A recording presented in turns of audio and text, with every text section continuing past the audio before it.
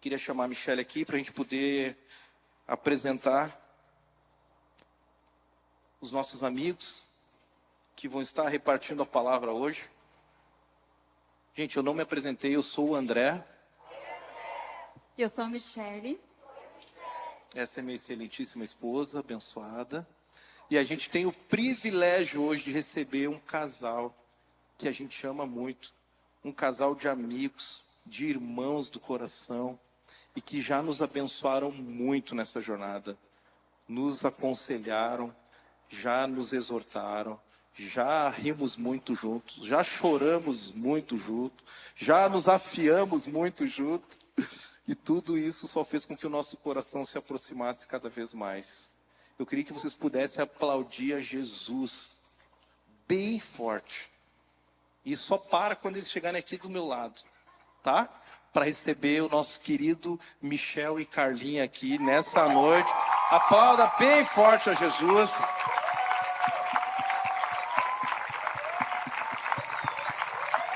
Pode vir bem devagar, Michel. As palmas aqui não param.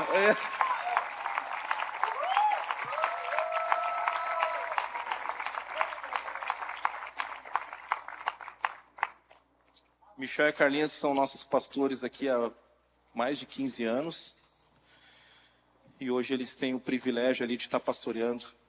Eu vou deixar eles se apresentarem, né, gente? Não... O nosso campus ali no Vale dos Sinos também. Que é isso? Tem gente do Vale dos Sinos aí? Bora, galera. Gente, estendam a mão na direção do Michel e da Carlinha. Senhor, obrigada, Deus, por essa família abençoada, por essa família, Senhor, que veio aqui entregar, Senhor, um pouco mais daquilo que o Senhor tem para os jovens, daquilo que o Senhor tem para as nossas vidas, Pai. Obrigado por nós termos sido impactados, Deus, pela palavra da santidade, Senhor, através desses sábados, Pai. Obrigada, Senhor, porque temos visto ao Senhor, Pai. Temos crescido com o Senhor e queremos continuar crescendo, Pai. Por isso, nós abençoamos esse momento, entregamos ao Senhor, Pai, que o Senhor use poderosamente a vida dessa família, Pai, para falar tudo o que precisa ser falado, tudo aquilo que o Senhor colocou no coração deles, Pai. Que eles possam entregar em nome de Jesus. É isso que nós oramos, te agradecemos. Amém. Amém.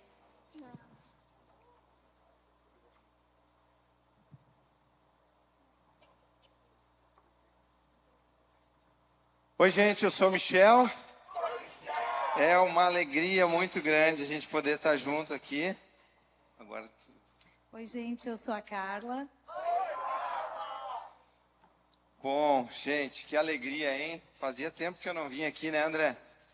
Fazia tempo que eu não vim aqui no Levi. Então, isso é muito legal, a gente poder estar junto aqui hoje com vocês. Vivendo esse tempo de festa que vocês têm vivido aqui, falando sobre os relacionamentos, né? Relacionamentos santificados. E nós fomos, então, desafiados para estar aqui com vocês e poder partilhar um pouquinho da nossa história, daquilo que a gente tem vivido ao longo desses anos, poucos anos, Foi né? um desafio mesmo, porque nós completamos esse ano 25 anos de casado. Então, assim, eu confesso que tinha coisa que eu já não lembrava mais. Mas ainda bem que tem registro. Gente, mas eu não sou tão velho, tá? É porque eu casei muito novo mesmo, então cuidado na hora de fazer conta aí, tá? Essa aqui é a nossa família. Então, eu, a Carla, a Carol e a Bela. Carol acho que está por aí. Carol logo está se conectando no Levi também. Está pertinho de fazer os 18 já. Gente, vou fazer uma pausa aqui e depois a gente corta na gravação. Não, tu não falou nada de errado. Cadê o Bonotto? Gente, a rua do meio aqui tem carros estacionados. Os seguranças pediram para tentar tirar dali, porque já tem um pouquinho de água. Então, se vocês puderem remover os carros que estão na rua do meio aqui, trazer para cá, vai ser melhor. Tá bom? Deus abençoe. Desculpa, mano. Legal. Então, gente, nossa família, nós estamos conectados ao nosso campus ali no Vale dos Sinos. Glória a Deus. Amanhã será o nosso 4º domingo de início das nossas celebrações, e tem sido um tempo muito especial, muito precioso estar com essa galera aí. Realmente muito legal, muito, muito gostoso mesmo. Bom, gente, já falei meu nome, a gente foi desafiado a contar um pouquinho da nossa história, e a gente vai poder contar para vocês algo que ao longo desses anos Deus tem feito, Deus tem realizado em nós. E nós, olhando para a nossa jornada, nossa história, a gente vê muitas coisas acontecendo, e realmente a gente pode perceber hoje que nós fizemos escolhas diante do Senhor, diante daquilo que Ele tem pedido a nós. Eu quero só, se puder colocar, Henrique, o texto ali. Eu quero ler com você João capítulo 14, versículo 15, que diz assim, tá aí. Se vocês me amam, obedecerão aos meus mandamentos. Esse texto para nós, ele é muito importante. Porque, olhando para a nossa história, foi muito bom poder agora rever e escrever de fato a nossa história. A gente pode perceber o quanto foi necessário e foi importante ser intencional nessa questão de obedecer a Deus em amor a Ele. Se vocês me amam, obedecerão aos meus mandamentos. Na jornada de um relacionamento, é extremamente importante a gente entender por que a gente dá alguns passos. Por que a gente faz o que faz e por que também a gente deixa de fazer algumas coisas. E a gente vai percebendo que ao longo da nossa trajetória, ao longo das escolhas que a gente faz, muitas dessas escolhas, e na realidade todas elas precisam ser por amor ao Senhor. E alegrou muito o nosso coração poder ver que muitas coisas que a gente viveu estavam relacionadas exatamente ao nosso amor a Deus. Escolhas, renúncias e tantas decisões que a gente foi tomando ao longo da nossa jornada, e tem a ver com isso. Por isso, uma entrega de amor. Não é uma entrega de amor minha para Carla, mas primeiramente uma entrega de amor nossa ao Senhor. E por isso a gente pôde perceber ao longo da nossa história essa entrega de amor ao Senhor, e esse amor nos conduziu a obedecer os mandamentos do Senhor, a obedecer aquilo que Ele quer de cada um de nós, discípulos de Jesus, e que vai fazendo parte da nossa história. Diante de cada decisão, de cada momento, de cada escolha de fazer ou não fazer algo, isso precisa estar na nossa mente. Por que nós estamos decidindo aquilo? E é por amor ao nosso Deus. Bom, gente, eu sou filho do Moisés da Juraci. Nós somos 4 filhos homens, onde eu sou o mais novo, sou o caçula. Para quem ainda não sabe, o Marcelo é meu irmão, porque tem muita gente descobrindo depois de muitos anos, né? E nós estamos aqui na Monte Serra há 15 anos. Mas eu, gente, sou natural aqui de Porto Alegre.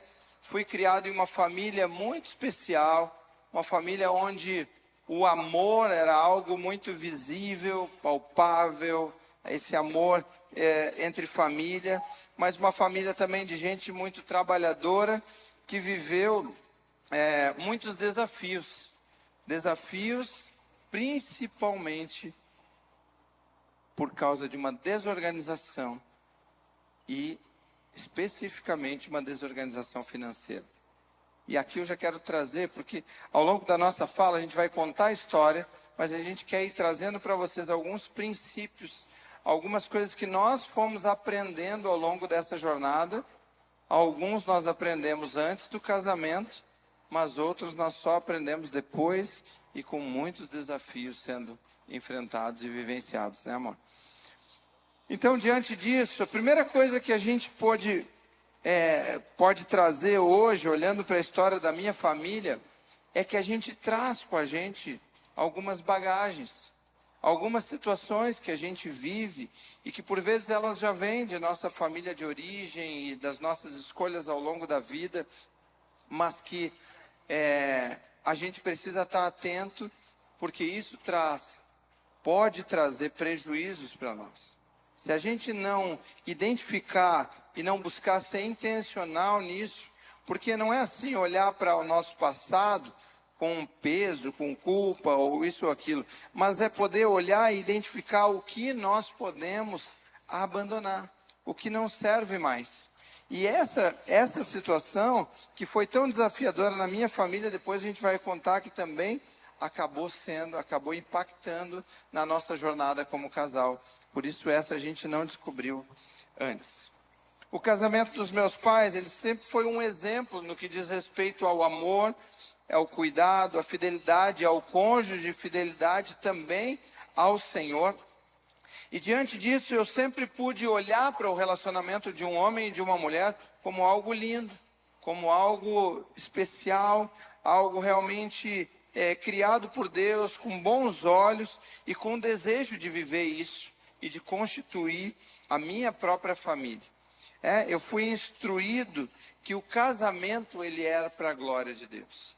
E agora eu quero falar com você sobre isso, porque a Bíblia diz que quer a gente coma, beba ou faça qualquer outra coisa, tudo precisa ser para a glória de Deus. E o casamento, há um certo engano, porque muitas pessoas decidem se casar a partir daquilo que elas querem, daquilo que elas gostam, daquilo que é importante para si. Eu quero casar porque eu quero ser feliz ou porque eu quero fazer alguém feliz. E o que nós fomos aprendendo ao longo da nossa jornada é que nós casamos para a glória de Deus. Tudo que nós fazemos precisa resultar em glória ao nome do Senhor. Então a maneira como eu me relaciono com a Carla, a maneira como eu trato ela, a maneira como eu ando no dia a dia com ela, precisa glorificar a Deus. À medida que as pessoas nos veem, elas precisam ver algo sobre Deus sendo revelado em nós. Então, o que a gente foi aprendendo é que o casamento ele não tem a ver conosco, mas ele tem a ver com o Senhor. E nós, como casal, podemos refletir a imagem de quem Deus é através desse cuidado, do amor, da bondade, da misericórdia, enfim, trazendo realmente uma imagem real de quem Deus é. Eu também aprendi de maneira equilibrada, a partir da vida dos meus pais, a questão do papel do homem e da mulher. E isso foi muito especial, poder olhar para a vida deles. E isso foi algo que na minha jornada não me causou nenhum desafio quando eu precisei entender qual era o meu papel, qual era o papel da Carla no relacionamento, porque isso foi sendo já construído ao longo do tempo dentro da nossa própria casa. E isso nós podemos entender a questão de papéis olhando, porque Deus ele nos coloca com um papel, o homem e a mulher, e isso não tem a ver com valor, porque em valor nós somos iguais diante de Deus, mas Deus coloca certas responsabilidades para o homem e certas responsabilidades para a mulher. E isso é importante a gente estar atento, porque por vezes a gente sai daquilo que é o propósito de Deus, porque queremos cumprir aquilo que não é nosso, aquilo que Deus não entregou para nós. Então isso também foi algo importante para a gente na nossa jornada. Bem, a minha história não é tão bonitinha assim. O meu pai chama Florencio, minha mãe Cândida. Nós somos uma família de 4, eu tenho um irmão mais novo que eu. E eu venho de uma família muito, muito simples mesmo. Eu lembro da minha infância de uma característica muito forte, de ter uma família simples, mas formada de um pai muito trabalhador e de uma mãe que escolheu se dedicar ao lar, né?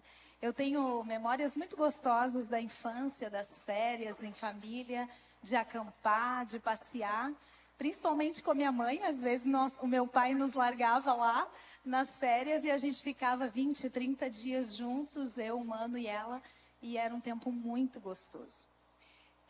A minha família morava junto, num pátio, mesmo pátio, junto com a minha avó, o meu avô, a minha tia, o meu tio e os filhos dele.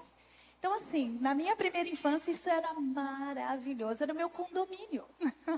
Eu só descia a escada e eu me divertia e brincava. Mas era uma tensão enorme. Quando eu aprendi e entendi mais sobre isso, eu via que a nossa família vivia tensa, com relacionamentos assim, né? Acirrados um com o outro, um invadindo o espaço do outro. E eu lembro que na minha adolescência eu entendi uma coisa. Eu disse, olha, se um dia eu for casar, eu não vou morar no mesmo pátio que um irmão, que um primo, ou mesmo que a minha mãe. E foi muito engraçado, porque quando a gente casou de uma forma muito simples. E nós não tínhamos tantos recursos. E naquele momento a minha mãe estava morando numa casa enorme. Não tínhamos tantos, foi bondade dela, né? É que a gente tem que Tinha contar bem pouco, bonito aliás. para vocês. Aí numa casa enorme e a minha mãe falou assim, Carla, Michel, vocês vão morar embaixo, a gente faz uma adaptação e eu vou morar em cima. Só que não, né? Eu já tinha aprendido que aquilo não era legal. A gente aprendeu que o deixar pai e mãe também tem a ver com espaço físico.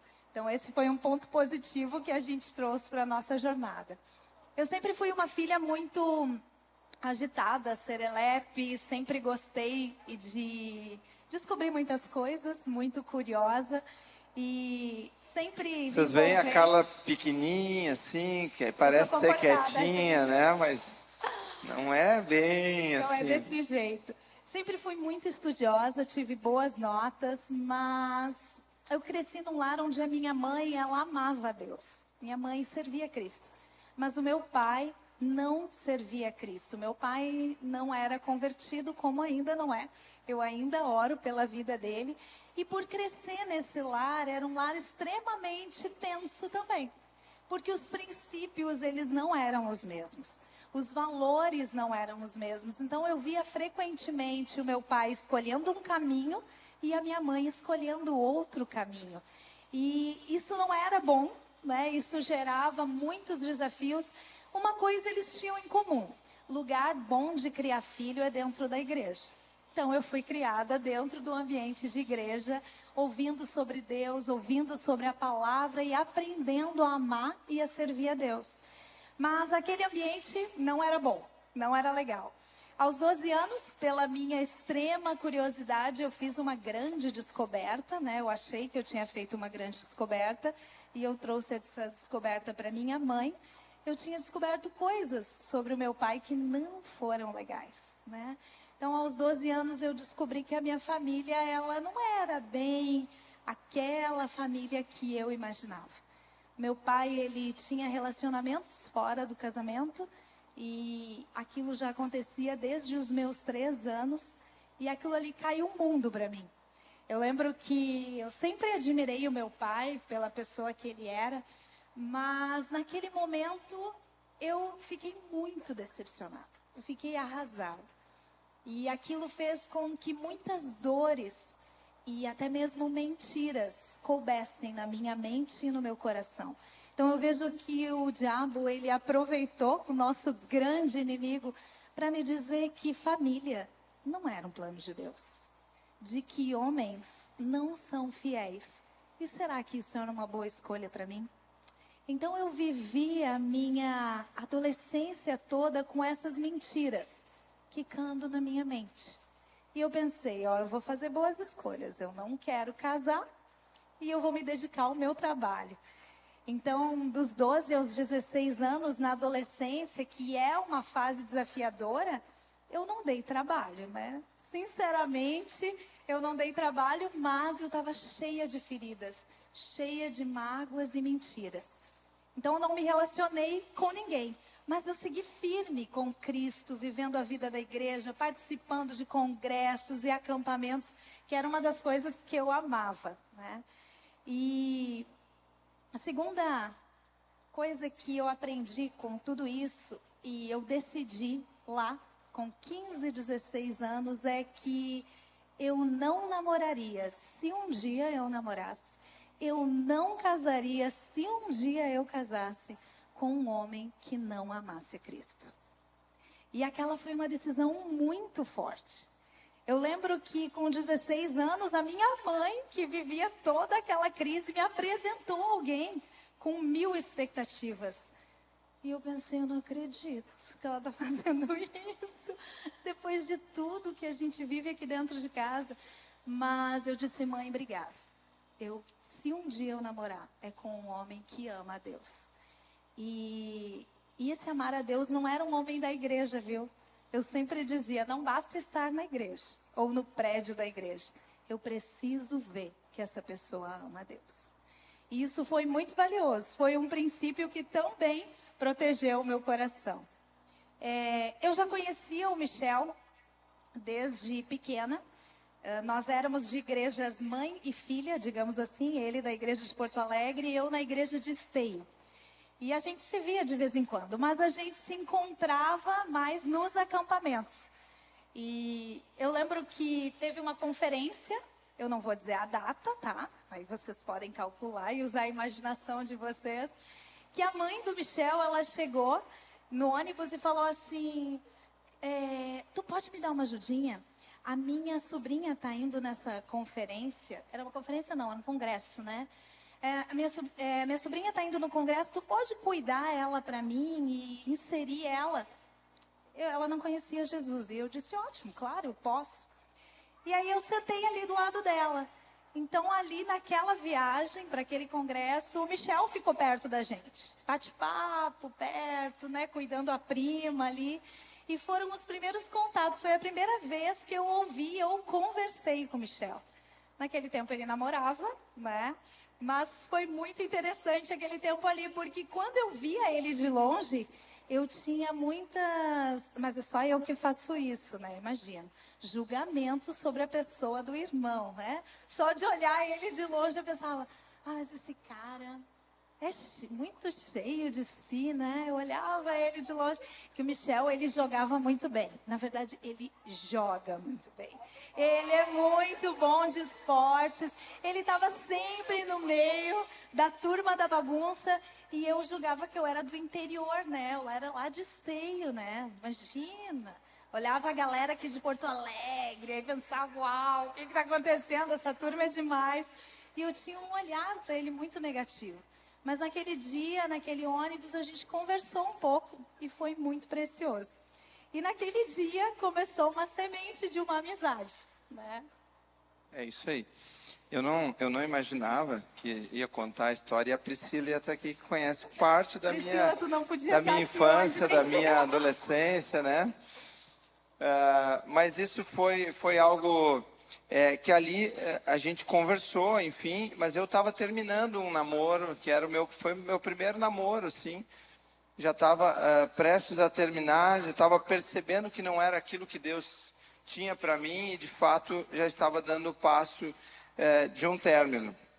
Mas a gente ali despertou só realmente alguma conversa, enfim, em função da minha prima que estava ali, mas a gente foi conversando, depois eu acabei terminando o namoro e a gente seguiu conversas por telefone. Naquele tempo, né, André?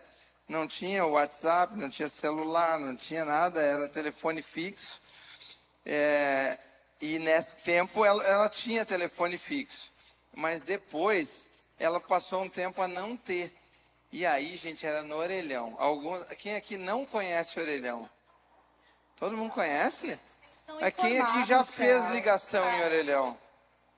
Ó, tem uns que nunca fizeram, viu? Então, estamos surpresos, tem Então, gente com a gente. Nesse tempo, a gente comprava fichas.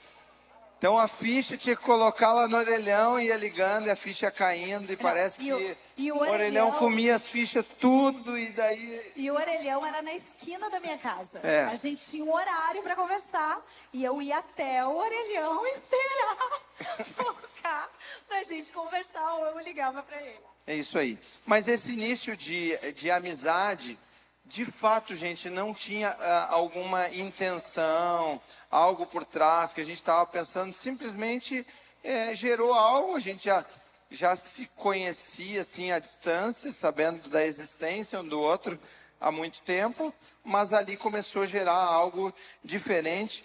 Mas a partir dessa amizade, dessas conversas, desse tempo no telefone, de poder compartilhar alguns sonhos, algumas coisas, aí sim começou a surgir algo diferente, que a gente começou a ter que discernir no coração, então, o que era isso. E aqui a gente aprende mais uma lição sobre não pular essa etapa da amizade, porque muitas vezes a gente já vai direto para um relacionamento, já para uma intimidade, algo assim, e a gente percebe que isso não pode ser deixado de lado. Essa amizade, para nós, ela foi tão importante, foi tão especial, e ela dura até hoje, porque há momentos onde isso ainda é importante na nossa jornada, porque a gente se alegra em poder continuar partilhando as coisas, contando os sonhos, pensar em muitas coisas que a gente pensa juntos. A gente fala, né, no pré-nupcial que a amizade é uma das chamas do amor. E é verdade. E é muito especial porque eu repito muito para o Michel, e eu fico muito feliz por isso, que ele é o meu melhor amigo. E é muito gostoso ter um marido de melhor amigo, né? É alguém que te conhece assim só no olhar. Conhece no jeito que tu mexe teu cabelo, no jeito que tu suspira, que está disposto a te ouvir, a conversar e que te leva para Jesus. O Michel sempre foi um amigo que teve uma característica. Ele me levava para Jesus. E isso me encantou. Eu realmente, né, comecei sem intenção nenhuma, até porque, né, vocês viram aquele meu papo profundo de que eu não queria casar, né? Não durou muito tempo. Mas eu me apaixonei. Eu me apaixonei pelos valores que o Michel trazia da casa dele. Eu me apaixonei pelo amor dele por Jesus, pelo coração dele. E aquilo foi demais. E durante a nossa amizade e as nossas conversas, ele sempre me encorajava para Jesus. E aquilo me conquistou, realmente. Enquanto você dorme, continua. Opa, tem algo mais. O meu coração está se inclinando para algo mais, né? E essa amizade foi crescendo muito, a ponto de que hoje a gente se percebe, né, que a gente forma uma boa equipe nas coisas, a gente vai se complementando, e isso desde aquele tempo, então, foi algo que foi construído, né? Que mais? Uma coisa que eu queria falar aqui, que eu anotei, que o fato do Michel ter esse amor por Deus, né? E o fato dele ter os valores familiares muito claro. E o Michel, desde o início, ele foi muito claro de que se um dia ele namorasse, seria para casar. Isso não foi somente uma coisa que me encantou, como trouxe coisas de Deus. Eu via nele postura de homem. E a gente estava ali no meio de um monte de adolescente. Nessa época, eu e o Michel tínhamos 17 anos, né? 17 anos. Eu estava no meio de meninos. E o Michel era o mais novo da casa dele, mas eu sempre pensava assim, uau, ele parece o mais velho, porque ele realmente tem uma postura de homem, ele sabe o que é valor. Então eu via isso nele. Para mim foi um presente na nossa amizade, e depois, como até hoje é um presente, isso no coração dele. Mas uma dica que a gente fala aqui, nem todos nós recebemos uma boa bagagem, né? E às vezes nos falha isso, porque a gente vem de um lar disfuncional, onde faltam algumas coisas. Mas procurem descobrir, né? Qual é a postura de vocês? Seja quando vocês são amigos, seja quando vocês namoram ou estão noivos, e se alguém aqui é casado no casamento, qual tem sido a postura de vocês? Vocês realmente assumem o papel que Deus tem para vocês? Vocês admiram isso? Vocês buscam isso? Porque no nosso caso isso foi algo que foi muito importante. E hoje eu estou sentada com as minhas filhas, uma prestes a fazer 18 e a outra 15, e eu gosto de falar dessas coisas. Quais são as características desse menino que trazem aquilo que Deus quer para um homem, né? Isso é importante. Então, assim, não precisa ficar assim, mas eu não recebi nada. Se tu soubesse de onde eu vim. mas a gente tem disponível. E nós somos uma igreja rica em recursos, né? Para a gente crescer em pessoas que viveram restauração. Amém. E após esse tempo, então, de amizade profunda, essa amizade que foi à distância, né? Porque ela começou, a Carla morava em Bento e eu morava aqui em Porto Alegre, né? Com muitas cartas. Gente, a gente é do tempo das cartas. Tem uma Até caixa hoje tem uma enorme. caixa cheia de cartas.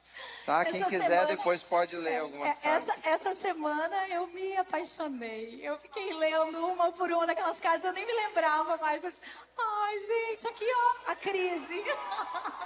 Foi gostoso demais.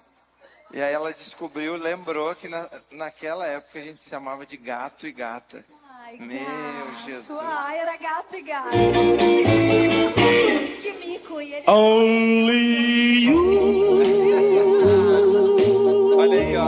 can do make Fotos. all this world seem Tempo right. nosso de amizades, mas já iniciando o nosso namoro, né? Tá ali. Olha, gente, olha como eu era magrinho. Gente, nós cantávamos no louvor. Olha, Olha que lá, maravilha. aquela lá foi a primeira banda que a gente participou. Depois da banda foi entrando mais gente e tudo. Só um detalhe, foi só eu e a Carla sair para a banda, ó, decolou. Eles gravaram CD, compraram ônibus, mas tudo depois que a gente saiu. Não sei porquê, mas foi isso. Então esse é um pouquinho das fotos nossas desse Os tempo. acampamentos, né? Que a gente tinha vida de acampamento e ama até hoje, é muito bom. Então, muito especial isso também. E aí, em um acampamento, foi então onde tudo começou, o nosso namoro. Foi aonde aconteceu ali, onde a gente já vinha conversando, e ali foi o momento, então, aonde eu pedi a Carla em namoro, e a gente começou a namorar, e demos o nosso primeiro beijo, né? Primeiro beijo. Depois de uma longa jornada de amizade, de nos conhecermos, né? E aí então a gente deu o passo ali naquele acampamento. Um detalhe, nós não tivemos um pedido formal meu para o pai da Carla. Isso, a Carla acabou conversando com os pais dela sobre isso, mas hoje, olhando para essa jornada, eu percebo que foi um erro da minha parte, porque o meu sogro naquele momento ele estava muito ausente da família.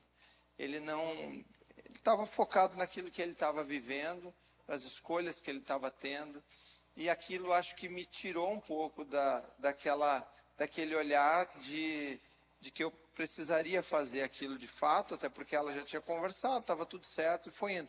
Mas hoje, analisando, não só porque eu tenho 2 filhas e quero que venham conversar comigo, né?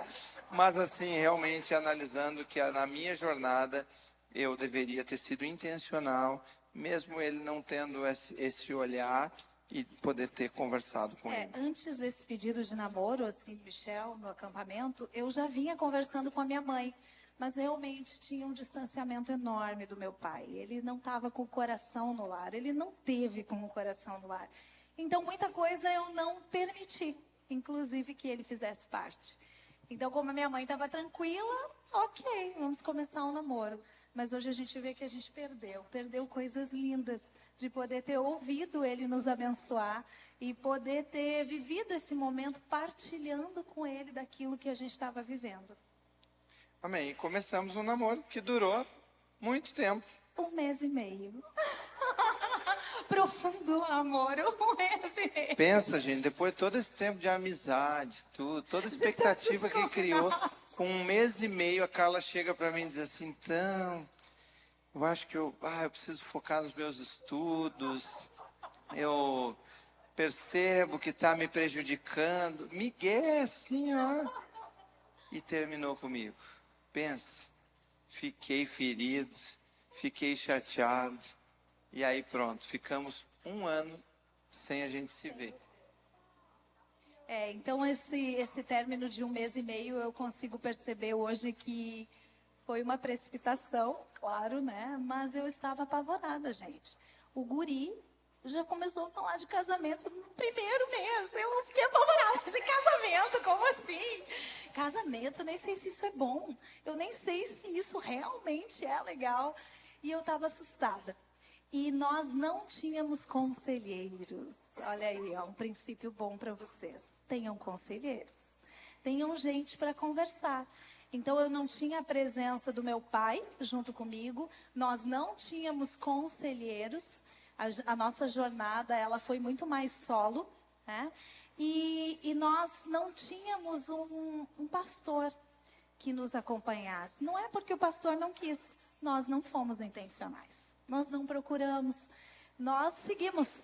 Então, hoje, olhando para trás, eu vejo que eu fui precipitada, que eu estava com medo, que eu estava envolvida com toda a bagagem da minha história e realmente feri muito o Michel naquele tempo.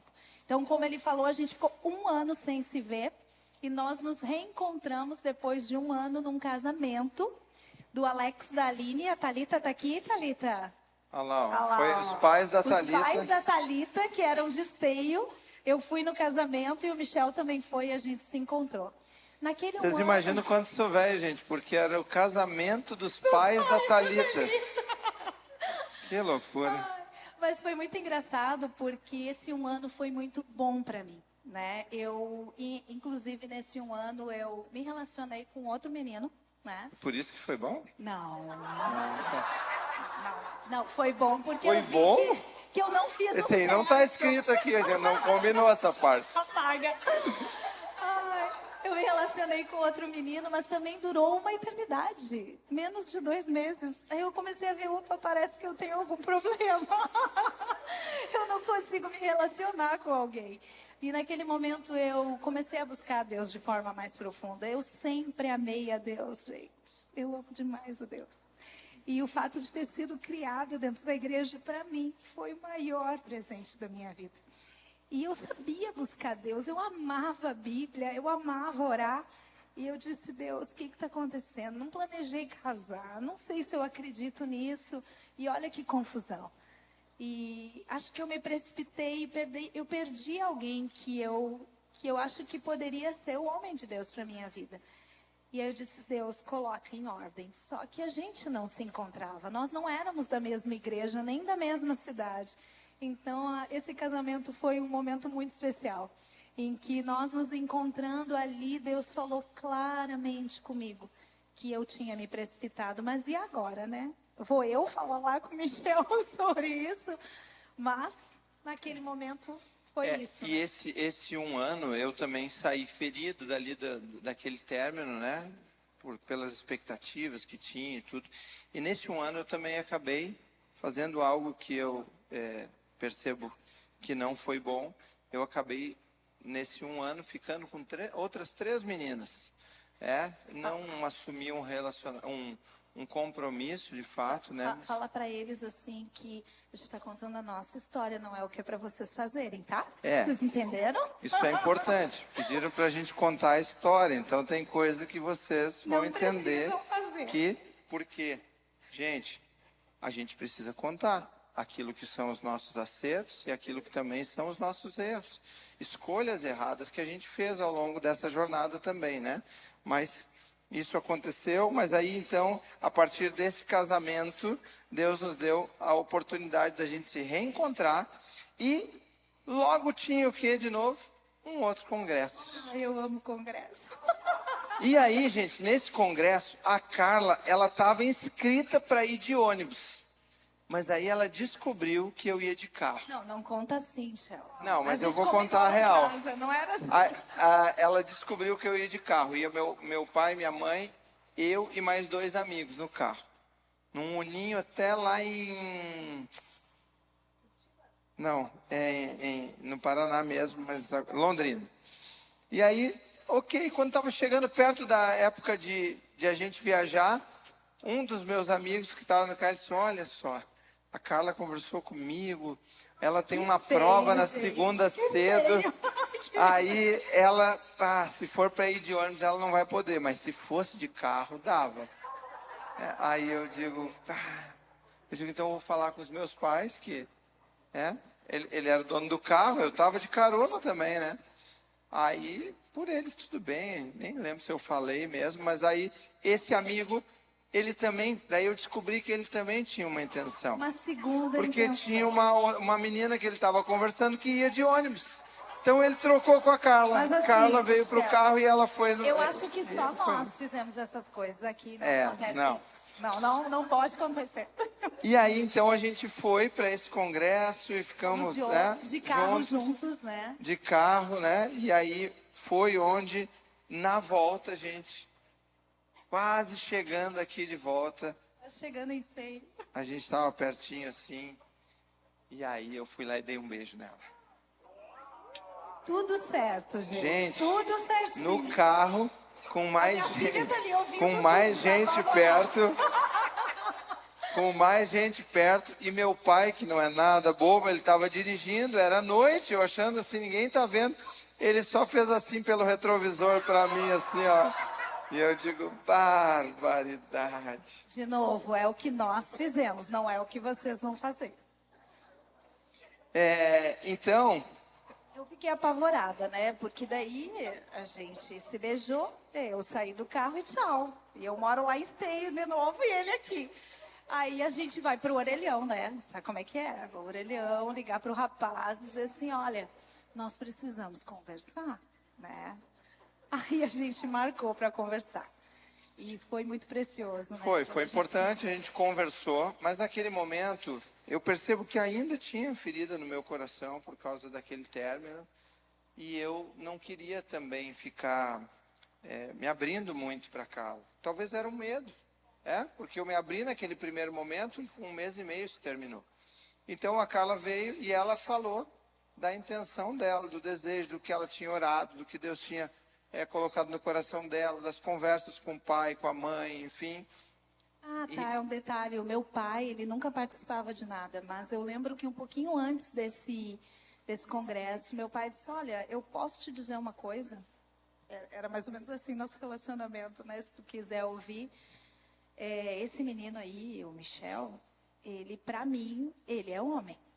Ele estava querendo me dar uma dica do que uma outra coisa que eu tinha vivido, né? E aí ele disse, eu se fosse tu, consideraria. Ele parece um cara bem legal, né?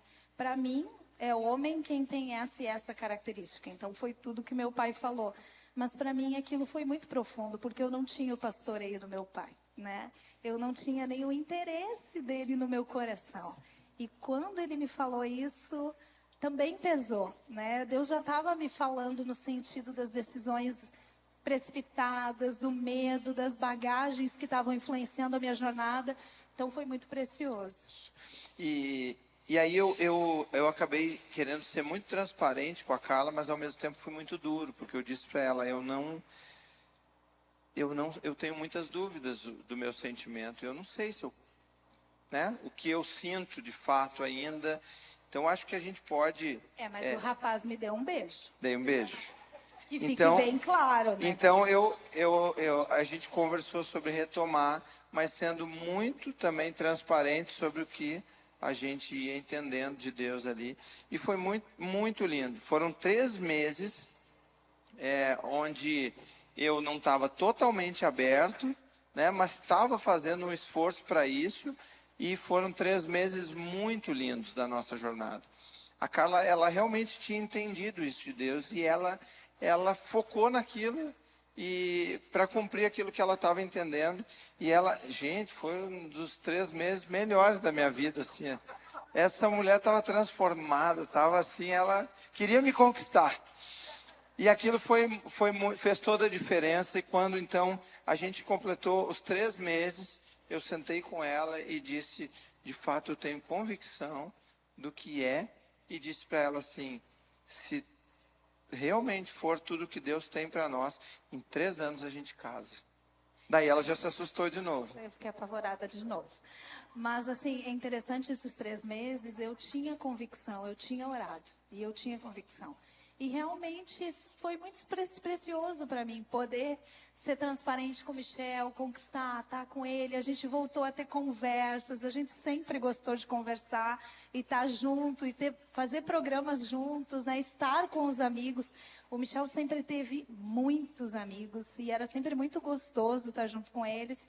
Mas eu percebi, quando a gente foi se encontrar para festejar os 3 meses, eu disse para minha mãe, mãe, eu acho que hoje a gente vai terminar, né? Porque o Michel tem sido tão duro comigo, acho que eu me enganei de novo. Mas foi muito lindo, porque naquele dia ele foi muito transparente, falou das dores, do término. Ai, gente, foi muito feio. Outro dia eu conto para vocês como foi ruim aquele término, né? E ele estava ferido. Mas naquele dia ele foi muito transparente. E, de novo, tudo aquilo que já tinha existido, ele trouxe. Carla, eu não tenho dúvidas, né? Eu não tenho mais. E se Deus nos conduzir, daqui a 3 anos a gente vai estar junto. E ali a gente começa uma jornada. Ali começa o nosso namoro de verdade, né? Nesses 3 meses eu pude, de fato, perceber quem a Carla é. Né? Pude ver nela uma mulher responsável, batalhadora, que realmente se entregou para aquela nossa jornada. Ela pôde trazer algumas características dela de forma bem importante ali, sempre muito sincera, muito dedicada, mas o principal para mim, gente, o principal, eu pude ver nela o amor por Jesus. E isso fez toda a diferença, né? E o Michel começou a conhecer a minha família. Então, também ele estava conhecendo um pouco do meu coração. Nessa época que a gente começou o nosso namoro foi um tempo muito precioso. Nós servimos juntos a Jesus de uma forma, assim, apaixonada. E isso fortaleceu o nosso relacionamento de uma forma incrível. É muito bom servir juntos. Se vocês estão namorando, sirvam juntos. A gente serviu junto nos adolescentes, no louvor, junto com os jovens. A gente serviu a Igreja de Jesus com o nosso coração.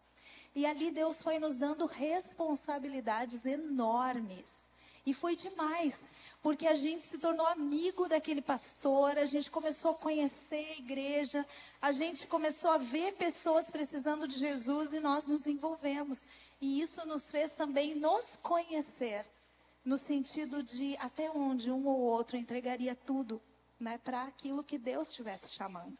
Então, o nosso namoro ele foi um tempo muito gostoso, precioso. Nós conversávamos muito, estávamos sempre rodeados de amigos.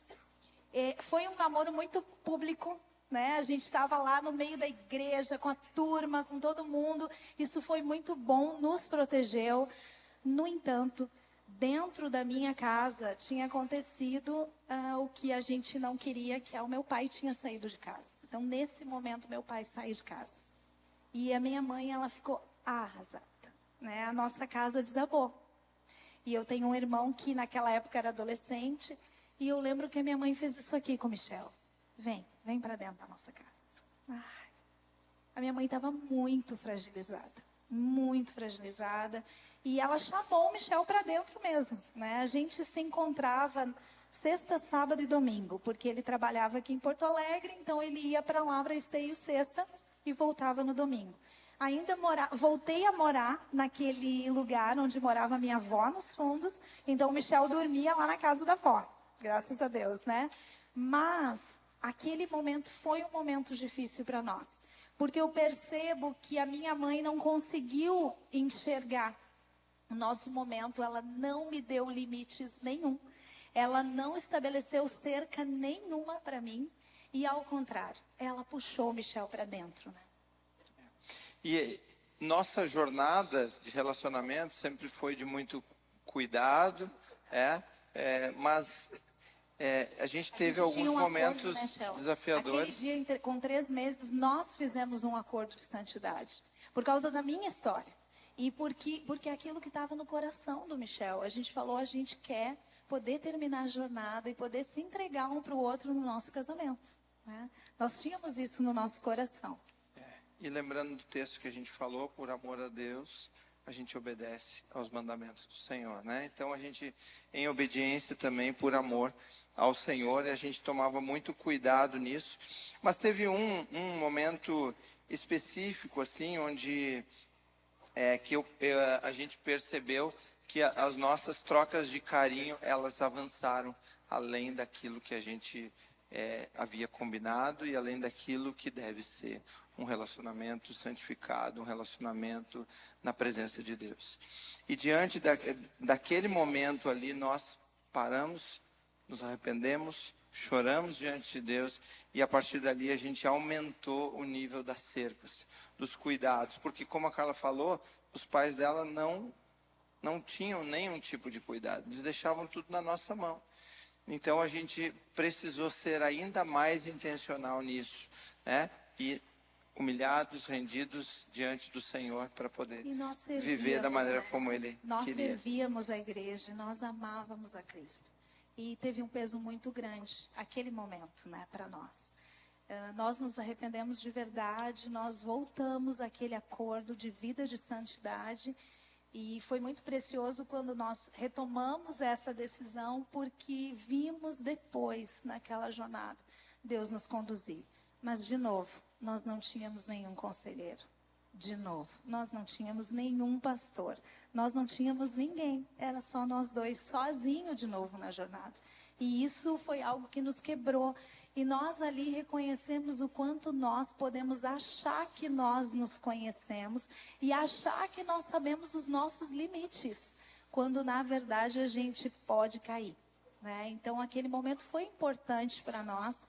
Não deveríamos ter vivido, não gostaríamos de ter vivido, mas ali a gente se deu conta de coisas importantes, que a gente precisava de cercas muito mais altas, de que a gente precisava reconhecer as nossas fragilidades e que estar dentro de um ambiente privado com total liberdade para nós era muito, né?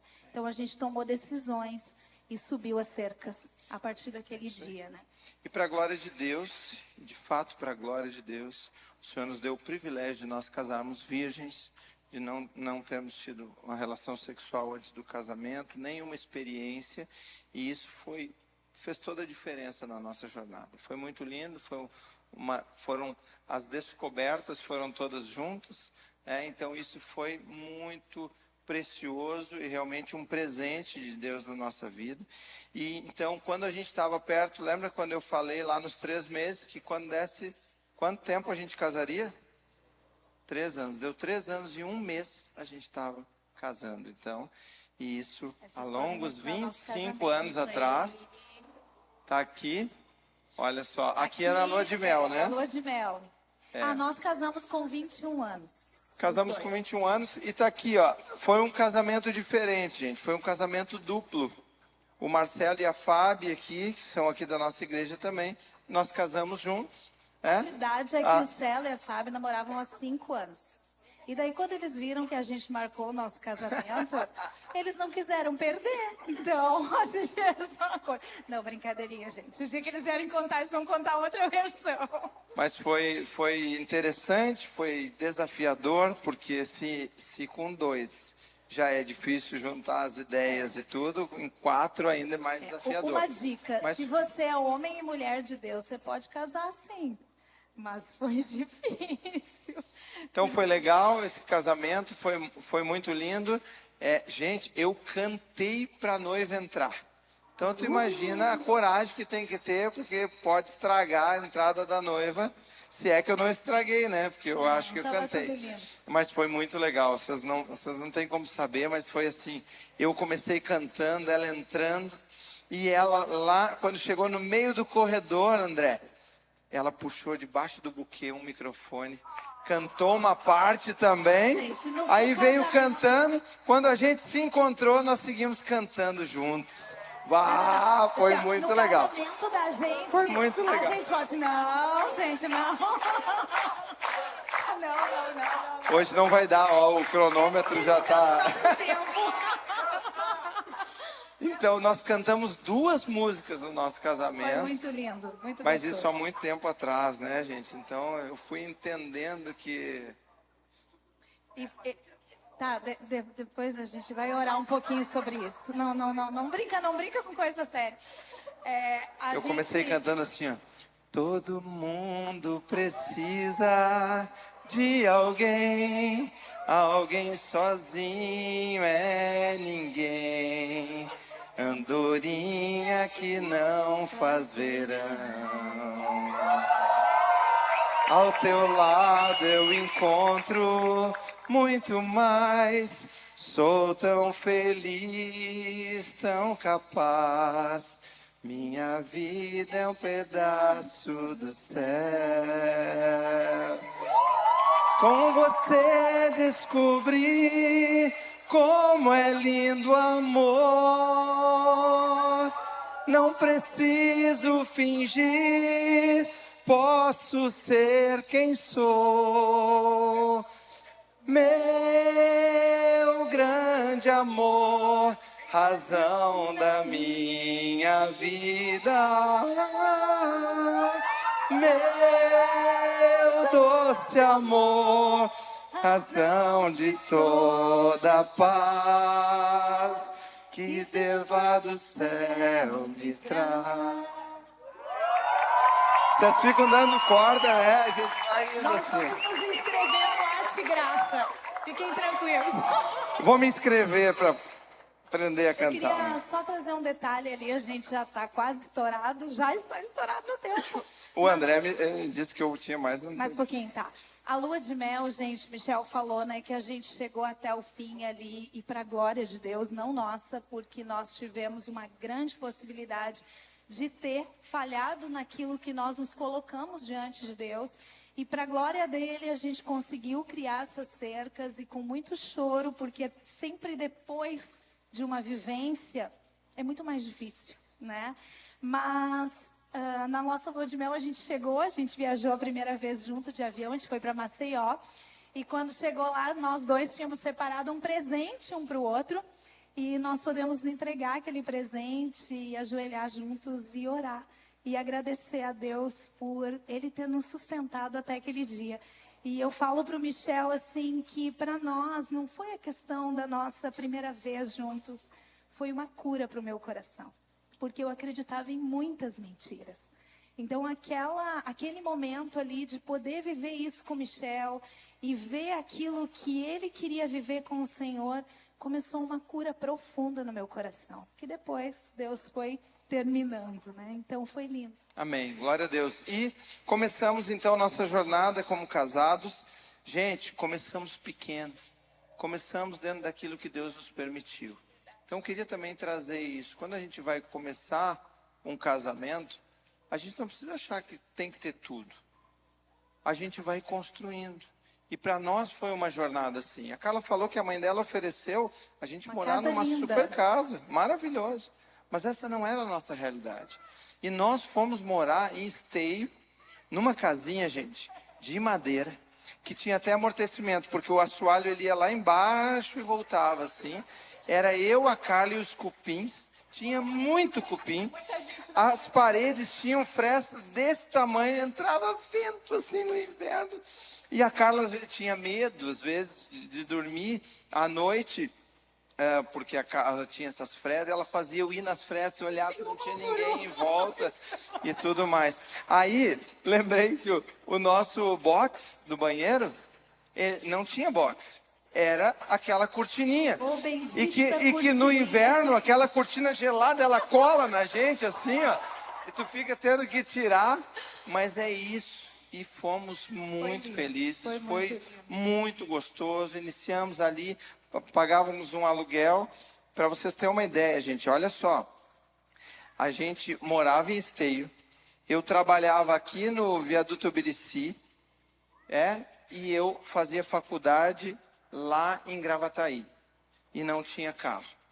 Então, assim, saía de manhã, caminhava até o metrô, pegava o metrô, vinha até aqui a Estação Farrapos, pegava um ônibus daqui até o Ubirici. De lá eu pegava uma carona até Gravataí, na Ubra lá. Eu estudava Direito, gente. Fiz metade do curso de Direito. E de lá eu pegava um transmetropolitano, que eu chegava em casa só meia-noite. E ainda tinha que estudar, às vezes, para a prova no outro dia, enfim. Então, falando isso também para vocês entenderem que tem processos, a gente vai precisando avançar, crescer, mas não pensa assim que você já vai casar com tudo que seus pais têm, com tudo prontinho, tudo ajeitado. Tem algo que a gente vai conquistando e tem beleza nisso. Hoje a gente vive algumas coisas diferentes nesse sentido, mas a gente pôde viver lá no início dentro do que era a nossa realidade, não querendo viver a realidade de outros, aquilo que não era o que Deus tinha para a gente.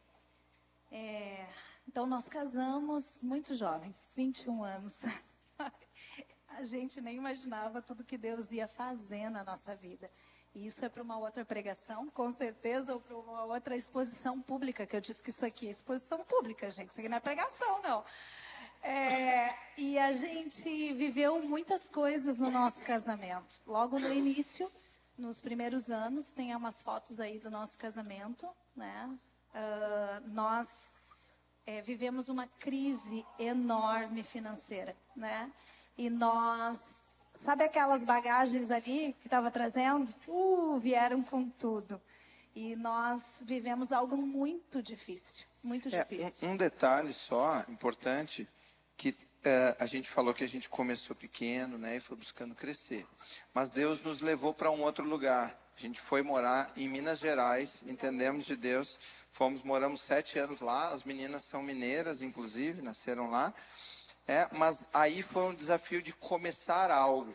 E aí isso nos trouxe desafios financeiros, e aí que se somado à desorganização e tudo isso que eu ainda trazia na jornada, aí realmente impactou o nosso casamento, né? Mas eu gosto de pensar que porque de um modo geral a gente sempre viveu simples, muito simples. Mas era realmente um desafio que a gente recebeu para ir e desbravar e tudo, então levou um tempo para a gente conseguir vencer, né? Então foi um dos primeiros desafios do nosso casamento, mas eu gosto de pensar que os desafios, eles nos fazem crescer.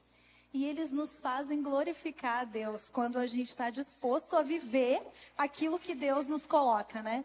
Então teve esse tempo de crise financeira, mas Deus nos ensinou para a glória dele.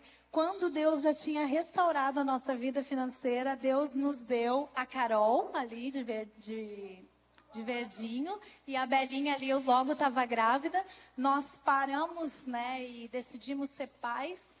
E depois de 3 anos, elas chegaram. Então, com 5 anos de casado, a gente quis ter filhos, né? E aí com levamos 8 anos mais de quase casado, 3 para... Então, foi um outro processo no nosso casamento. Já tínhamos vivido o crescimento da questão financeira.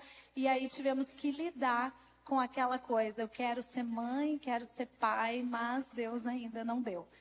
Mas daí depois, quando Deus abençoou logo com a chegada da Bela juntos, né? E aqui essa foto, a última coisa que eu ia falar do nosso casamento, que foi muito impactante, o presente da vida das meninas, né? Que foi um presente para nós e a gente só tem a glorificar. Elas são muito melhores do que nós em muitos sentidos. E o crescimento financeiro, mas essa foto aqui foi quando a gente voltou para o Sul. Nós voltamos em 2010 e viemos parar aqui na Monte Serrat, né, depois de um tempo andando, né, e entendendo de Deus onde Ele queria que nós estivéssemos. E aqui Deus começou a falar com Michel. Quando nós chegamos aqui, nós chegamos numa condição totalmente diferente da que nós fomos. Nós chegamos muito bem financeiramente. Mas assim, nós nunca tínhamos vivido aquele tempo. E nós podemos até abençoar os nossos pais, o que alegrou demais o nosso coração naquele tempo. Mas naquele tempo Deus começou a mexer o coração do Michel para um chamado. Então nós éramos pais de uma menina de 2 anos, de um bebê de 7 meses. Tínhamos uma empresa e o Michel começou a falar em abrir mão de tudo para ser um seminarista e viver aquilo que Deus tinha chamado ele para viver. Então a gente viveu uma terceira peneira, né? E uma oportunidade de crescimento no nosso casamento, porque aquilo para mim não chegou assim tão lindo, né? Eu fiquei também assustada, mas para a glória de Deus, depois de muita jornada, né, a gente conseguiu dizer sim. Também é algo que a gente pode partilhar em outro momento. Então essa foto foi uma foto que a gente saiu no final de semana e a gente precisava dar uma resposta para Deus. O Michel orou 1 ano para que eu conseguisse dar essa resposta.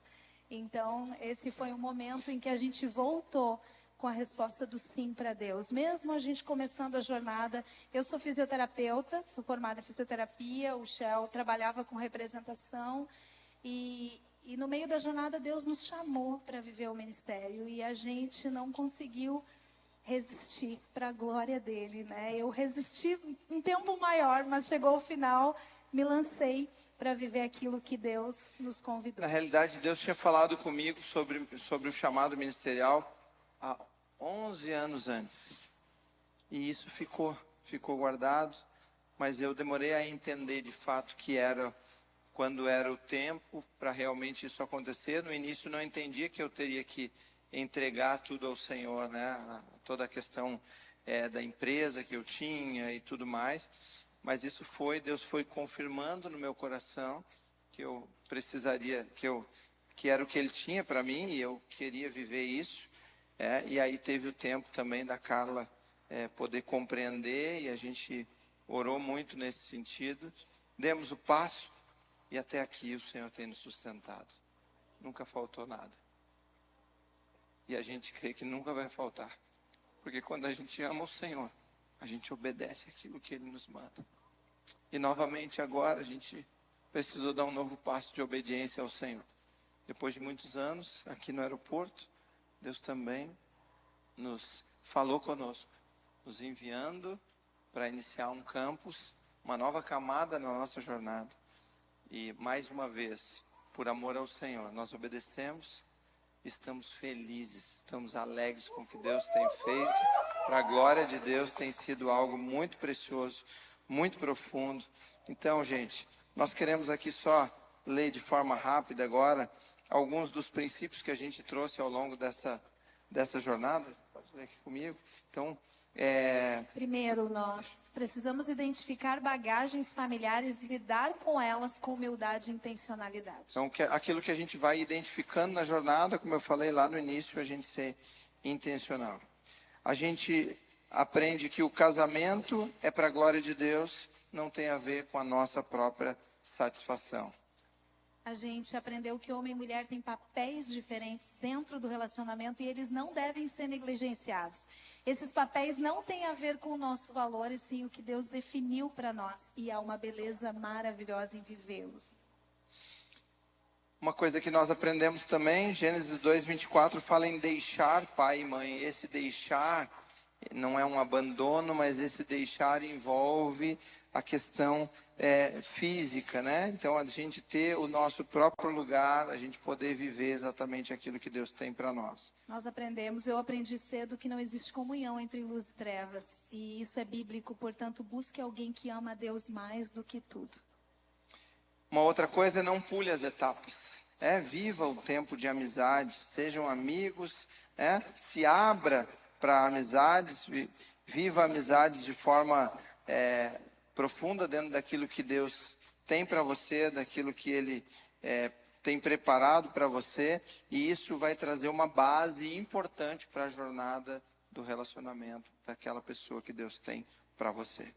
Deem aos seus pais a honra de participar da sua trajetória, que eles possam liberar vocês e abençoá-los, a vida de vocês para cada etapa. Tenham conselheiros, homens e mulheres de Deus, homens e mulheres que amam Jesus e que vocês veem Jesus na vida deles. Que Jesus é o centro do relacionamento deles, porque isso vai ser importante, vai ser especial na jornada. Precisamos ter essa intencionalidade de querer sermos pastoreados e de buscar isso também. Durante a amizade, namoro e noivado, não vivam isolados, estejam rodeados de amigos, vivam as etapas de forma pública, criem cercas de proteção para não caírem, não confiem em vocês mesmos e conheçam os seus limites. Façam acordos de santidade por amor a Cristo e batalhem por eles em oração e alegria. a vitória virá.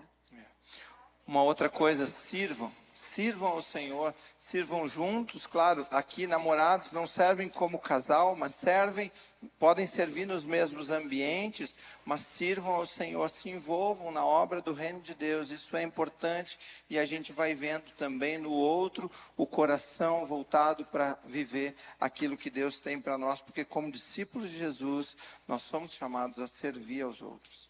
Se vocês têm direção de Deus para se casarem, estejam dispostos a começar pequeno, se alegrem em cada conquista e celebrem, batalhem juntos. É muito bom olhar para trás e ver o que Deus fez nas nossas vidas.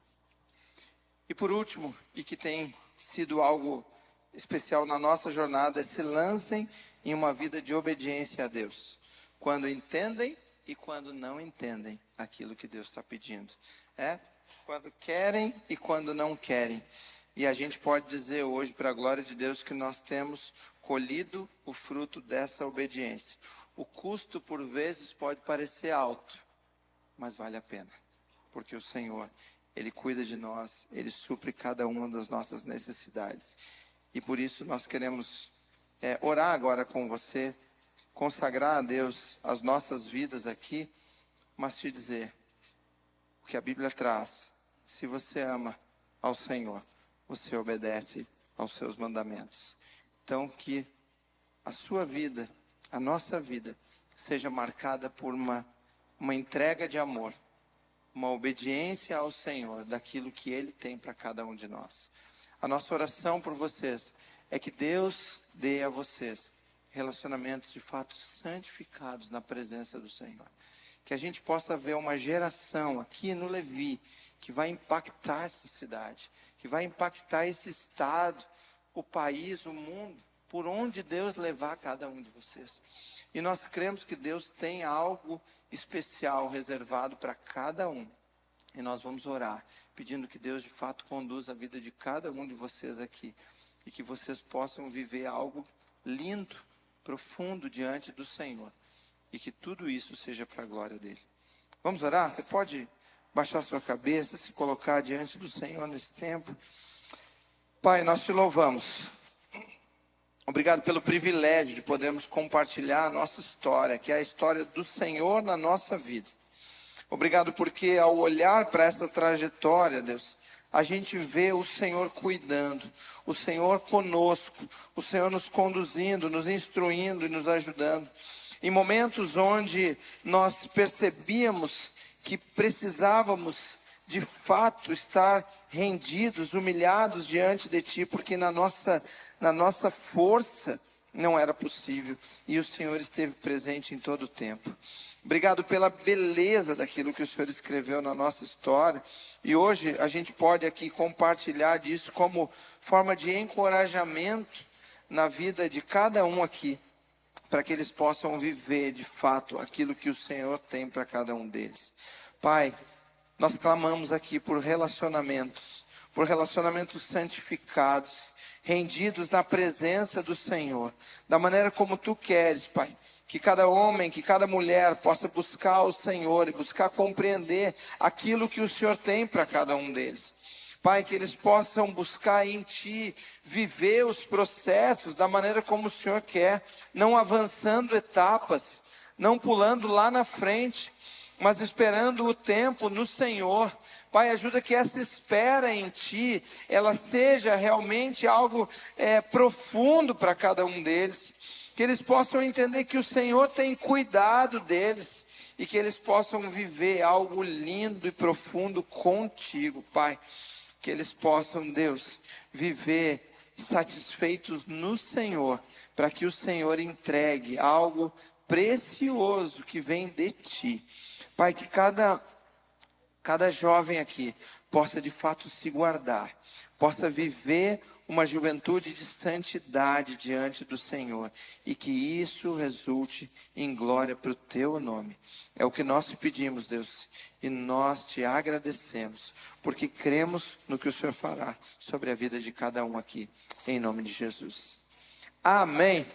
Amém. Glória a Deus. Amém. Amém. Glória a Deus.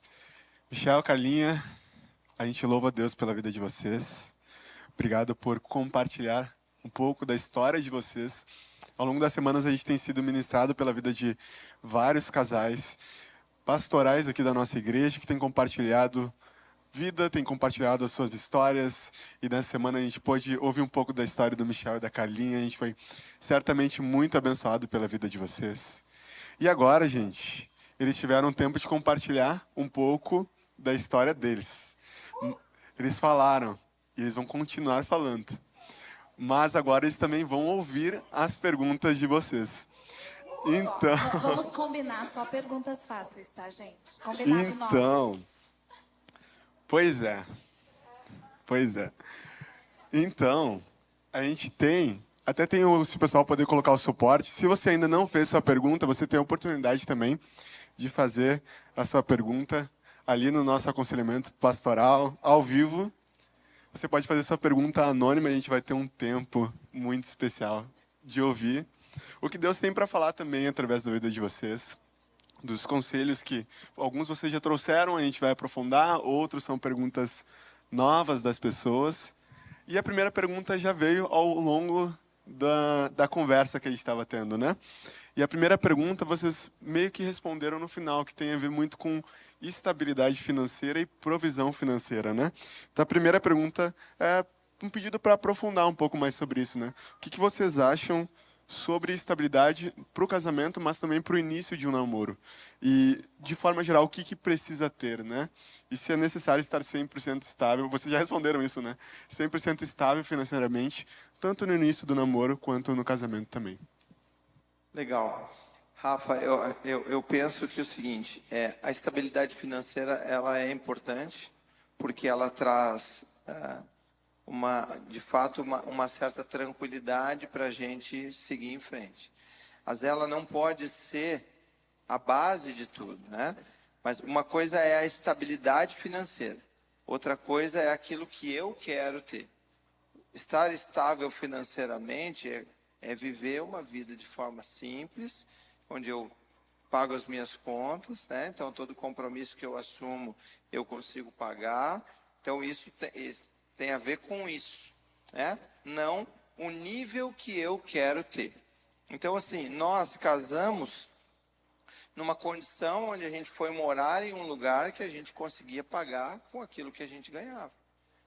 Naquele tempo a Carla ela fazia estágio da faculdade. Então ela praticamente ganhava para passagem, o que ela ganhava. E eu tinha um salário que não era nada alto, então a gente precisava se adequar dentro daquilo que era a nossa realidade. Então, por exemplo, nós casamos e não tínhamos carro, como eu falei. Eu podia ter dado o passo, podia, mas isso poderia me causar prejuízos financeiramente. E o que a gente tem visto muito muitas pessoas já iniciam sua vida com muitas dívidas. E aí começa um grande desafio. E aí, enfim, começa a orar e eu preciso, e aí começa a se entregar para mais trabalho e vou pegar mais isso e mais aquilo, e aí começa a afetar em outras áreas. Então a gente precisa aprender a questão do contentamento também. Então, diante do que Deus está me dando hoje, não há mal nenhum eu querer buscar mais. Eu querer crescer profissionalmente, financeiramente, desde que isso seja de forma equilibrada, dentro daquilo que Deus está trazendo. Então, eu diria assim, a estabilidade financeira, ela é importante. Mas a gente precisa ter cuidados naquilo que a gente faz, na maneira como a gente administra as nossas finanças. E não querer ter algo que ainda não é o meu tempo de ter. Então a gente precisa ter esses cuidados. Passa por uma organização, porque por vezes a gente pode ganhar muito e gastar mais do que esse muito. Então estar desorganizado traz um grande problema para a gente. E assim, complementando, nós sempre tivemos uma vida simples. E nós nos alegramos, né? Eu lembro que na nossa casa, nenhum móvel combinava com nada, gente. Um ganhei do vô, outro eu ganhei da tia, outro... Então, assim, as coisas não combinavam, mas a gente estava olhando para aquilo por um tempo temporário. E a gente pensava, ai, quando a gente puder, a gente vai comprar um sofá.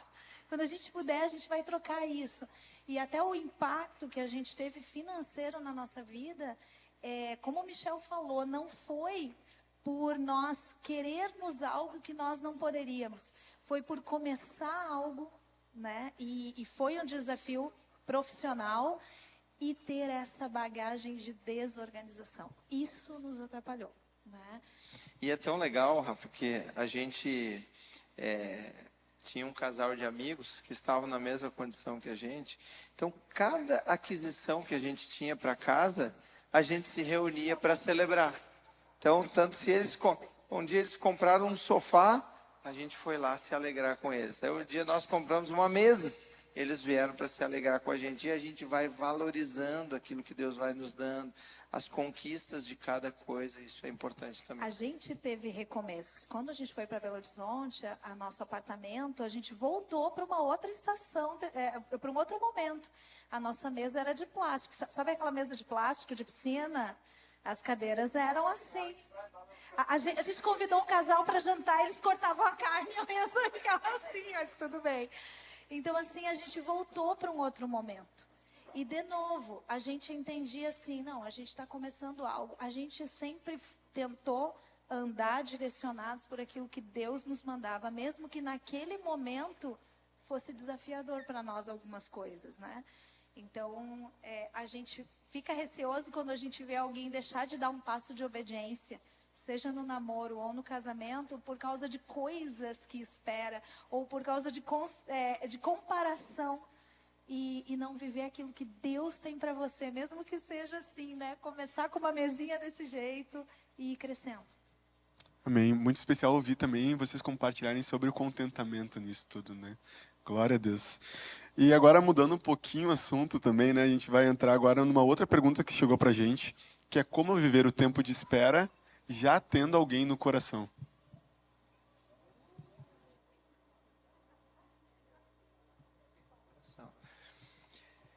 Viver conectado com Deus e conectado com pessoas, mas assim, se eu entendi, como viver esse tempo da espera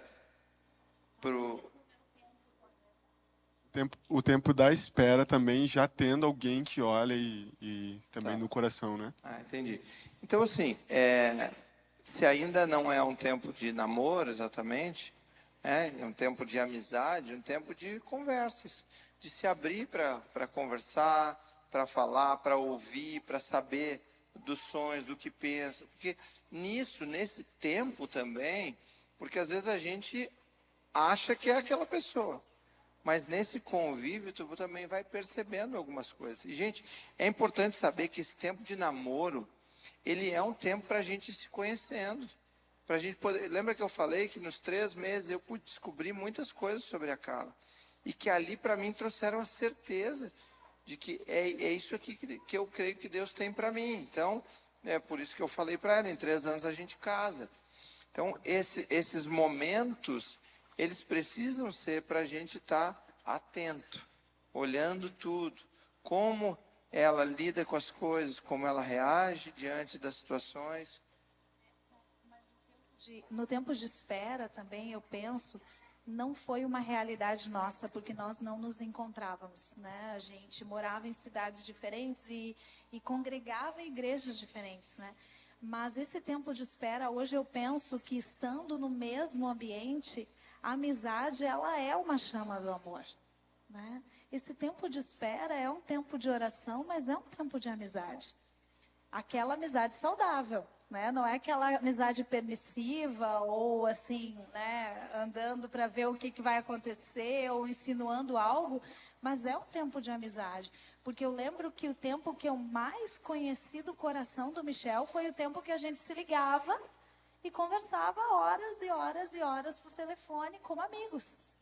Ainda não estávamos namorando, mas foi quando eu descobri o coração dele, que foi o que me fez estar apaixonada pela forma como ele amava Deus, pelo que ele acreditava. Então, a amizade, ela é uma baita chance que a gente tem de, no tempo de espera, entender as coisas de Deus, né? Uma amizade saudável. E a oração, né? Eu vi, por exemplo, na minha etapa, eu vi claramente Deus falar que eu fui precipitada, que eu tive medo, que eu deveria ter feito isso ou aquilo, ou não permitido isso ou aquilo, no meu relacionamento com Deus, né? E isso a gente, para a glória de Deus, nós não tínhamos conselheiros, mas glória a Deus, a gente sabia correr para Deus, né? Então... E uma questão também importante, que a gente vê em alguns relacionamentos de amizade, onde já tem uma intencionalidade, não se assume um compromisso, mas fica quase que refém daquilo. Então tem que cuidar nesse sentido também, né? Porque assim, tipo, eu sou amigo da Carla, mas eu quero, tipo, dominá-la para que ela não se relacione com mais ninguém, que ela não... Não, é um relacionamento de amizade. Então a gente está conversando, a gente está se conhecendo, e quando Deus, de fato, sinalizar que é isso, a gente dá o passo, né? Mas não gerar um controle sobre a outra pessoa também, isso é importante. Porque, na verdade, nós só somos um do outro depois do casamento, né?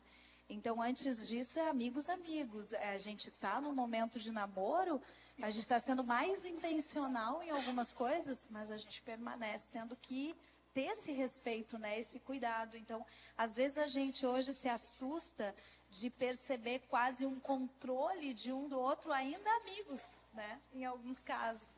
Mas a gente acredita nessa amizade que é saudável, que está lá junto com todo mundo, que está brincando junto, que está servindo junto, que está orando juntos, né? E esse é um tempo bom de espera. Né? Amém. E a terceira pergunta, ela é conectada, de certa forma, com a segunda, né? A gente perguntou, né? Como viver o tempo de espera já tendo alguém no coração? Mas a pergunta que veio aqui é como lidar com a rejeição no tempo de espera? Rapaz, essa aí não tem o que fazer. Que não tem o controle, né, sobre isso. Foi o que aconteceu na nossa história. Com 1 mês e meio, a Carla entendeu que não queria continuar. Então, acho que todos os nossos momentos, eu não lembro se aí falou já tendo a convicção ou não. Não. Foi só como lidar com a rejeição no tempo de espera. Com a rejeição no tempo de espera. Então, é um direito da outra pessoa. Ela também precisa ir para Deus e entender o que Deus tem para ela. Porque tem muito daquilo, Deus me falou que eu vou casar contigo. E eu diria, tá bom, vou esperar Deus falar comigo também. Porque é isso. Porque às vezes é algo que alguém está imaginando que é isso, e eu estou aqui esperando o tempo. Então, assim, a rejeição ou simplesmente esse, não, o que a pessoa está entendendo naquele momento não corresponde ao que eu estou pensando. Todos os nossos momentos precisam ir para Deus. Então, se eu estou me sentindo assim, se eu estou triste, estou decepcionado com isso, eu vou para o Senhor para entender o que Ele tem de mim. E nessa busca, certamente Deus vai nos dar a direção daquilo que a gente precisa fazer. E às vezes a gente pode dizer que é uma rejeição, mas na verdade pode ser um livramento, né? Ou uma página, Deus dizendo, não é por aí, cara, entendeu? E a gente está ali se sentindo rejeitado por algo que aconteceu no nosso coração. Porque as nossas emoções, elas podem nos confundir, né? Então, a gente pode estar imaginando uma rejeição quando, às vezes, a condução de Deus na nossa história está permitindo um livramento, está mudando o curso. Porque nós mesmos, eu fico pensando, a gente não tinha possibilidade nenhuma de se reencontrar nesse 1 ano, né? E nem de retornar. E Deus foi conduzindo a história. Então, a nossa história também está na mão de Deus. Às vezes a gente acha que está só na nossa. E às vezes a gente age como se estivesse na nossa, se sentindo rejeitado ou dessa forma. Mas, para mim, hoje, né? Hoje a gente cresceu muito na soberania e no controle de Deus. E a gente pode ver Deus em tudo. Eu perguntaria, será que é uma rejeição? Ou é um não de Deus? Ou é um não vai por aí? Ou não é agora? Amém, amém. E vocês também compartilharam um pouco da história de vocês, do processo que Michel também estava com a empresa. Vocês viviam esse contexto, a transição para o ministério, família, as filhas, né? E também surgiu uma pergunta em relação a algo tanto quanto semelhante, né? Uma pessoa que identifica o chamado. Como conciliar essas três áreas de carreira, vida ministerial e, sobretudo, família, né? No nosso caso, então, vocês ouviram aqui, por exemplo, o André e a Lid, né? O André teve um chamado já muito jovem, o Tércio também. Enfim, no nosso caso, esse chamado nós entendemos e demos o passo quando eu já estava mais velho. Então já tínhamos filhos, já tínhamos toda uma estrutura diferente nesse sentido.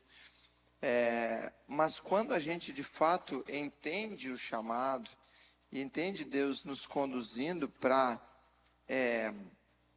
renunciar a todo o resto e assumir aquilo que Ele está nos chamando, a gente vai dar o passo.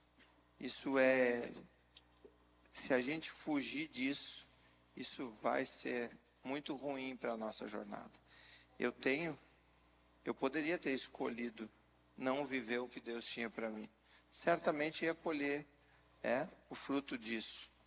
Mas não é fácil, não é simples nesse momento, porque a gente tinha uma estrutura, e claro, quando a Carla falou naquela foto que a gente saiu para orar por uma resposta que a gente tinha que dar, essa resposta passava pela matemática também. A gente fazia contas e não batia.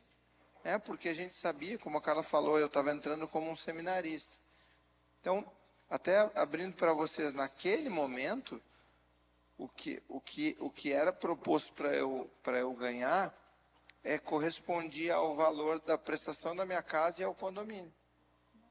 Não sobrava para mais nada.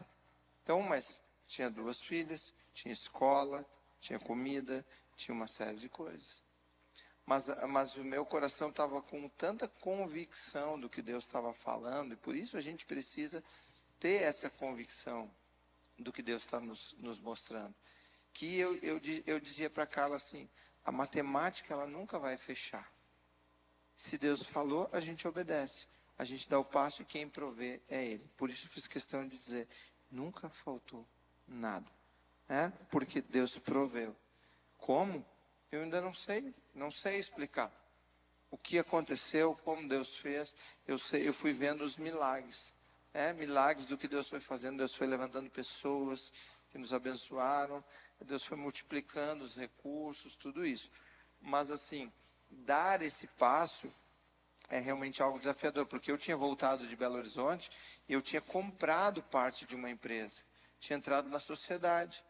E ali naquele momento eu estava tendo que tomar uma decisão de simplesmente abandonar todo o investimento que eu tinha feito na empresa e sair.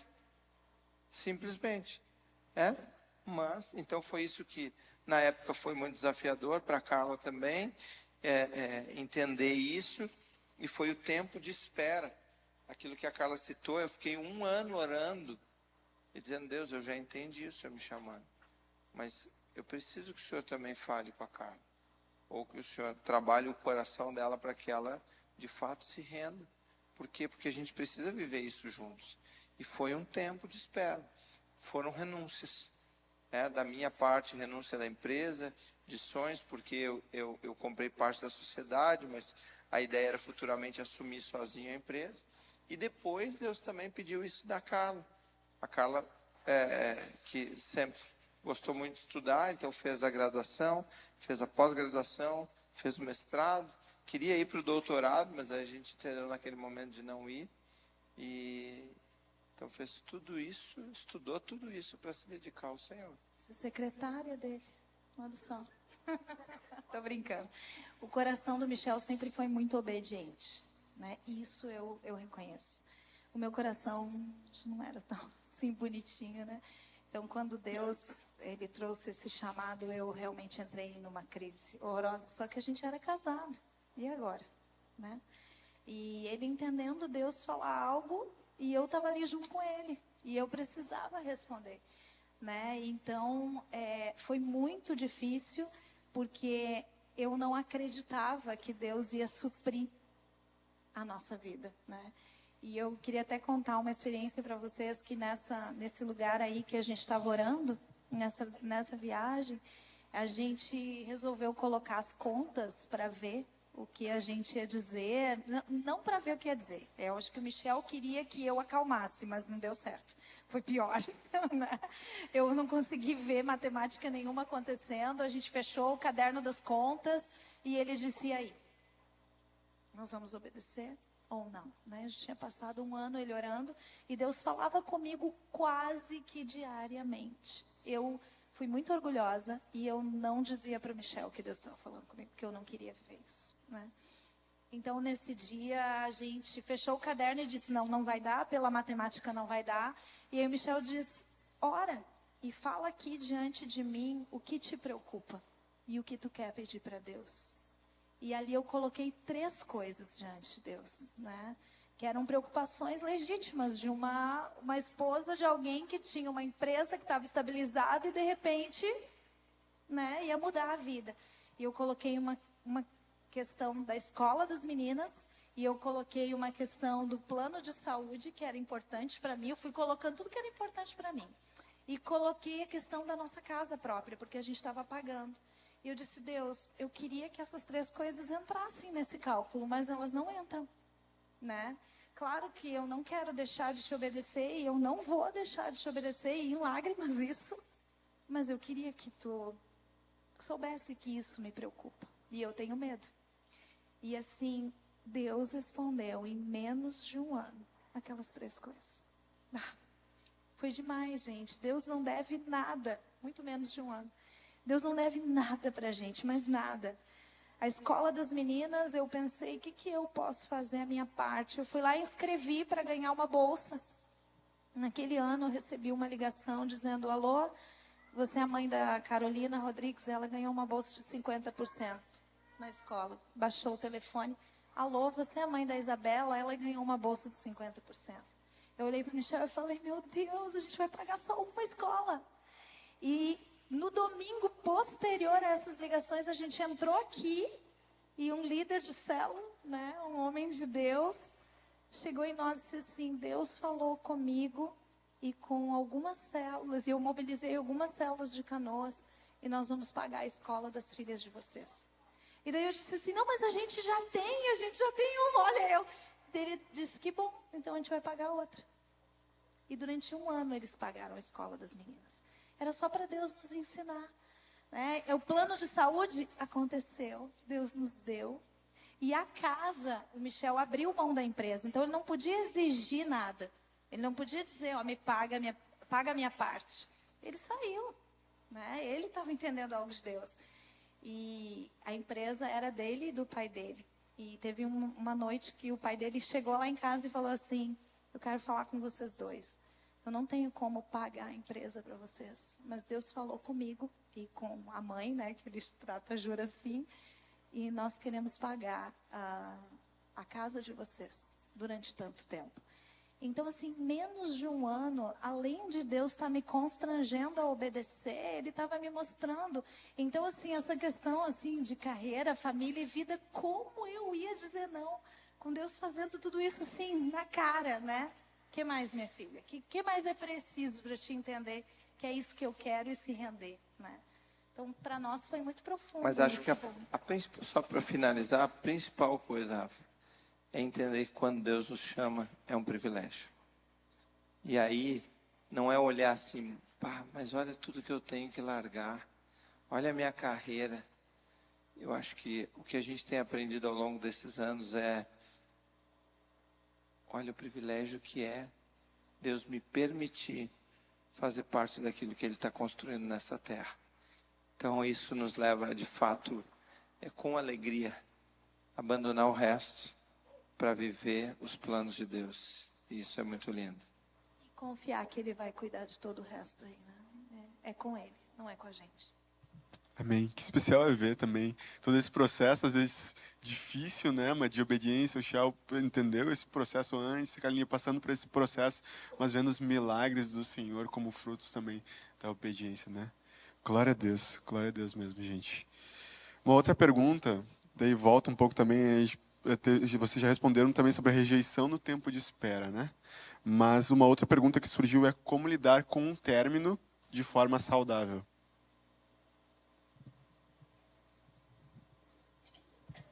Eu que terminei contigo, acho que é tu que responde. Tá bom. Brincadeirinha, gente. É que eu ganho mais tempo para pensar. Olha isso é só, uma estratégia. lidar com o término de forma saudável. É claro que quando a gente quer algo, a gente quer que aconteça, não é? Quando eu estou buscando algo, quero que aconteça como eu estou pensando. Mas a gente precisa entender que a nossa vida como discípulo de Jesus é em dependência nele, né? Então, assim, diante de um não, de algo que não está acontecendo do jeito que eu quero, a gente precisa lidar de forma saudável. Porque nós precisamos estar satisfeitos em Deus. Em nenhum momento a Carla pode ser a minha busca por satisfação. Ou qualquer relacionamento. Porque senão está errado.